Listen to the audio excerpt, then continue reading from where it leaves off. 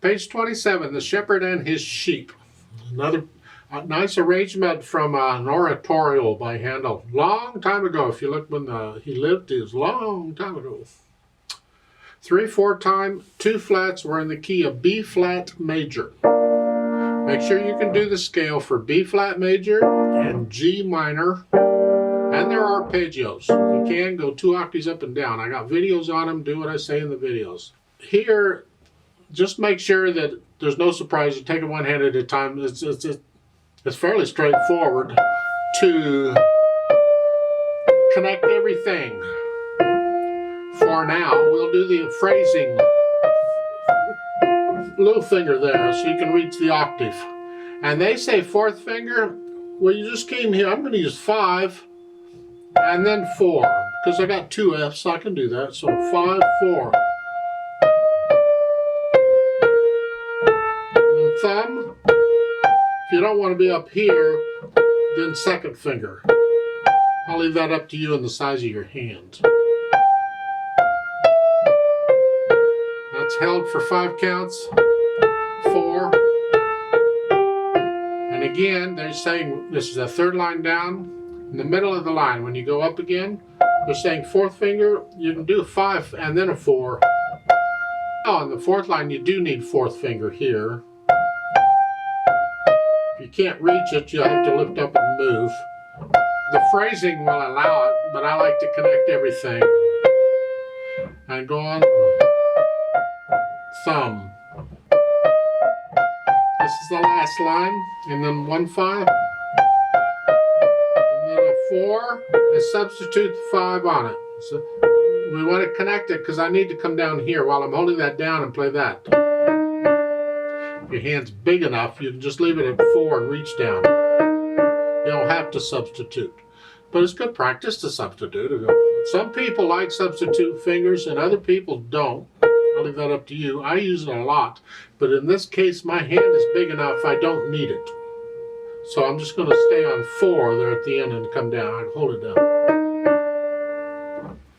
Left hand, well, not going on. Try and connect this if you can.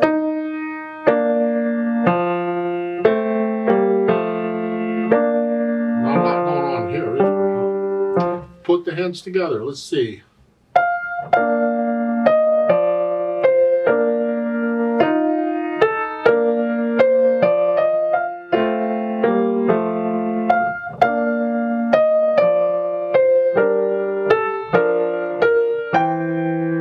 You can use it here on 5-2 in the left hand if you want. And then a 3 finger.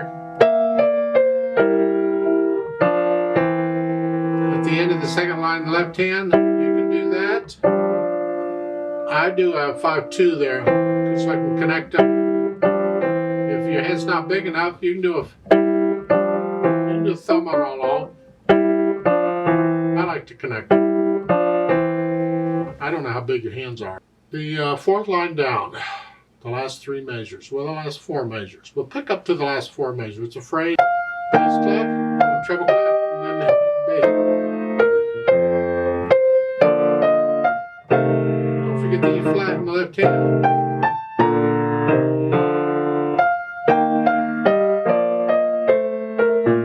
Hold the B flats down as you do that.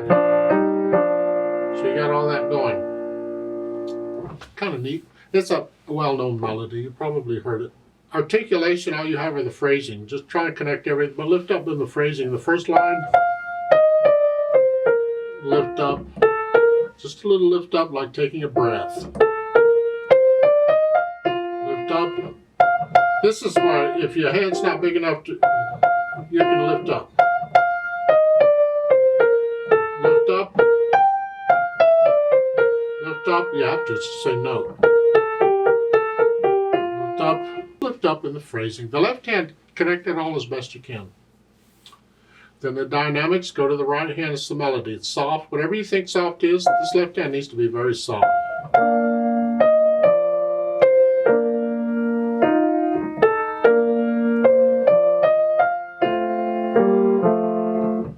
And lift up, so we hear a little silence. crescendo up to moderately soft. Now you're moderately soft in the right hand, soft in the left.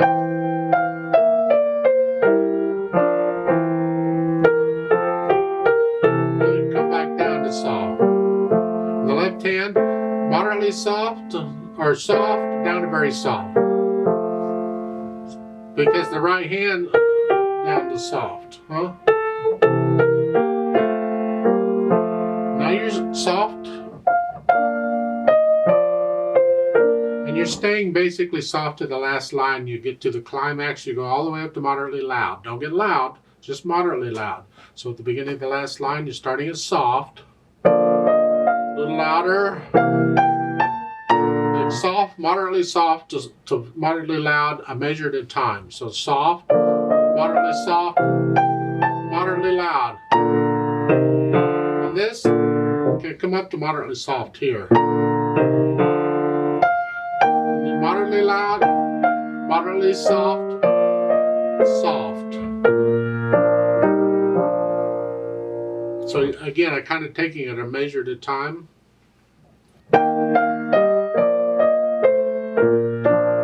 And while I'm doing this at the end, I want to hear that. Don't drown it out. Feel the dynamics. Get into it. It's a very gentle piece. All in all. Now I've added pedal, and here we really need pedal. We need the overtones and we want to connect it. It's going to be the regular overlap or syncopated pedaling throughout. So the notes go down first and then the pedal does its thing. I change the pedal after I play the notes. But I'd like to hear the phrasing. So at the end of the phrases, I'm going to lift the pedal up with the hand if I can. So at the beginning, the pedal comes after the notes. Now because it's a repeated note at the beginning, if you would like to connect them, then go ahead and push the pedal down with the pickup beat and leave it down. It depends on whether you want to connect the note or not. I kind of like it connected, so I think I'll push it down with it, or right after it.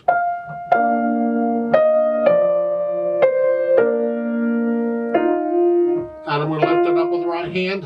I want to hear the phrase. And I'm going to lift up. I want to hear the phrase, but I want to connect the note, so I'm going to pedal with it. So it's.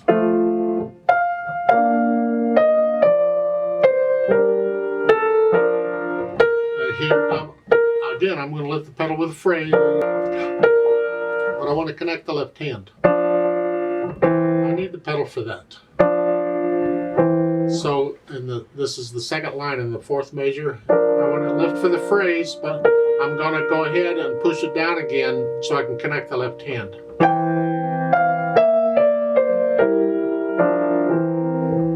And then I lift the pedal. I don't need to pedal the third beat there because it's not a repeated note. And it's a rest in the left hand.